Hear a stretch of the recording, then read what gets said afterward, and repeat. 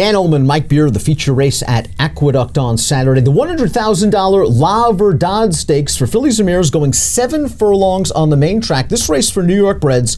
Let's take a peek at this field. We're expecting a heavy favorite, 3-5 on David Aragona's morning line on the number 2, Pause for the Cause, who has all the fast races. And not only does Pause for the Cause have all the recent fast buyer speed figures, but our friends at Timeform US project that she's going to make the lead on the pace projector. So we might have the best horse getting the best trip, as we see on the pace projector. The 2, Pause for the Cause, expected to make the front. Perhaps some pressure from the 5, Cash Offer, who's pretty fast out of there. Cash Offer is a horse who's forwardly inclined, wants to be up there part of the pace, but she may not even be fast enough to go with Pause for the Cause in this race. You know, just a 5-year-old mare now who's looking for her 3rd straight stakes win, towers over this field on numbers. There's a lot to like about her. A horse that's going to need a little bit of hitting up front in order to get a piece of this at a big price is the 1, Fight on Lucy. We see her last on the Timeform US pace projector. We'll go back to her most recent race, late running 3rd in an entry-level allowance. Red Cap going to split horses. She'll end up running 3rd in here. I thought the pace was quick and she should have come running late. She's still eligible for a non-winner as a 2 life. Yeah, this is one of those races where, you know, sort of longer prices dominated. She was one of the longer prices, and she made a decent run at the end of this race. You see her towards the inside there. She goes to her wrong lead at the 16th pole, and she's just sort of plugging on there to get a piece at the end. Never a real threat, Dan, on paper. She just looks like she's in way too tough here. A big step up in class. The 4th place finisher of that race came back to run 2nd in a 1X with a 69 buyer. Pause for the Cause. This is the big name in the race, looking for her 8th lifetime win. She's won 3 in a row, including this performance in the Garland of Roses last time out, an open stakes race.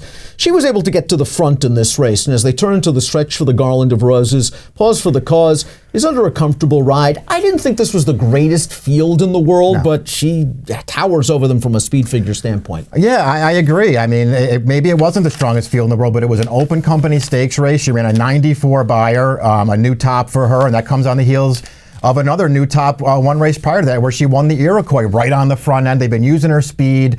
She's finally feels like she's coming into her own, I guess. Dan, I've never been a big fan of hers, if I'm being honest, but she's in really good form right now. She has speed in a race where it looks like she can make the front, and if she just shows up and runs any one of her last 3 starts, she's going to be really hard to beat. The number 3, Kept True, is a horse, though, that might have a bit of upside potential. This will only be her 9th lifetime start, and she's coming off a win against state-bred allowance horses at Aqueduct on December the 20th. Let's watch that race right now. Now, she got up close to, I thought, a pretty slow pace in here. You see they went 47-3 to the half in this 6 furlong affair. She's in between horses, just striking the lead in the white noseband, and she keeps on to her task. I do think that there is probably more to come from Kept True, but she's going to need a lot more. Her best buyer's an 80 coming into this. Yeah, I mean, I would still hold out some hope that she could improve again. She's obviously going to have to do that, but she's shown some, you know, real potential in her career. She's 4 for 8 lifetime. You know, the race 2 back off that little bit of a layoff. Initially, I was just really disappointed in that race because she just got clear and was in control of what looked like a pretty modest pace at the time and was no match at the end. The race doesn't look as bad now that Alicio has come back to win her next race with a 100 buyer speed figure, so that horse could be pretty good. She got it done last time, Dan, but that was a very soft trip. We picked up the replay in the stretch when she was already sort of taken over. 2 horses out of that race who finished behind her both really had much tougher trips than she did, trying to make big runs into a slow pace. That's Aunt Babe and the horse on the outside for Charlie Baker, Bluegrass Jamboree. Those 2 horses, I guess they have a chance to turn the tables on her in this spot. Probably Bluegrass Jamboree a little bit more so, but we'll get to them in a bit. I think these ladies are a little bit interesting for Jeremiah Engelhardt. This is a mare that began her career as an okay sprinter. Now, I know you have to go back to 2017 to do so. I like that Engelhardt gave her a break. Her last 2 races, not good at all. One going 2 turns at Charlestown. Last time out in the Critical Eye, a $200,000 race, just overmatched against the likes of Midnight Disguise, who came back to run 3rd in a New York bred stake with an 81 buyer speed figure. I think the layoff serves this horse well. She has sprinted well in the past, but do you think that the 5-year-old in these ladies is more of a middle distance horse? Maybe it is. I mean, I feel like the 7 furlongs might actually be a good distance for her. I mean, I guess we'll see how it all plays out. The only win since those, 2 pretty good races at the 2-year-old, the only win since then came around 2 turns in the mud when she was able to stay close to a slow pace at Laurel.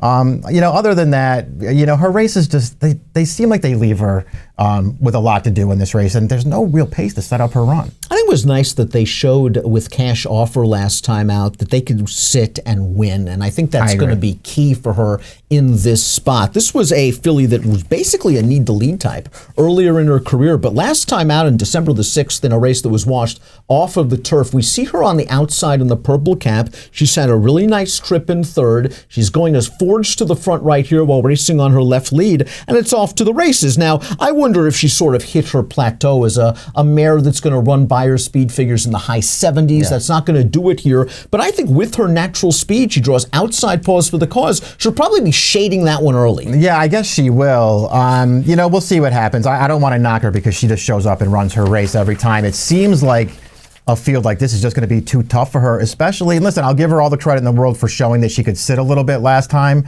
I just don't see how it helps her to sit in this race because Pause for the Cause, if she goes to the lead, is going to be really tough for a horse like Cash Offer to run down. Aunt Babe is one of the horses we talked about coming out of that Kept True race where that pace was just very slow. She tried to make a run into it and she finished evenly. She's the kind of mare that likes to pick up checks without winning very often. Yeah.